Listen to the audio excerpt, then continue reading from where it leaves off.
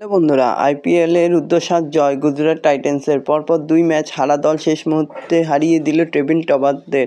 রাজস্থান রয়্যালসের ঘরের মাঠে বল নয় ব্যাট হাতে নায়ক হয়ে উঠলেন রাশেদ খান। তার ঝোড়ো ইনিংসে ভর করে অ্যাওয়ে ম্যাচ জিতে নিল শুভমন গিলের দল। চলতি আইপিএলে প্রথমবারের হারের স্বাদ পেল ফাস্ট বয় রাজস্থান। তো বন্ধুরা, এরকমই সব আইপিএলের খবর প্রতিদিন পেতে হলে আমার চ্যানেলটিকে অতি শীঘ্রই লাইক, কমেন্ট, সাবস্ক্রাইব করতে ভুলো না ও বন্ধুদের মধ্যে প্রচুর পরিমাণে শেয়ার করে দাও, যাতে আমার 4,000 ঘন্টা ওয়াচ টাইম খুব শীঘ্রই পূর্ণ হয়ে যায়।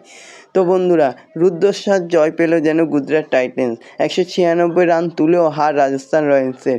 এবার আইপিএলে প্রথমবার হারলেন সঞ্জু স্যামসনরা। বুধবার রাশেদ খানের দাপটে শেষ বলে ম্যাচ জিতল গুজরাট টাইটান্স।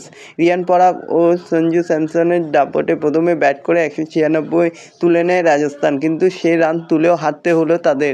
নৈপথ্যে শুভমন গিল ও রাশেদ খানকে মরিয়া লড়াইতে।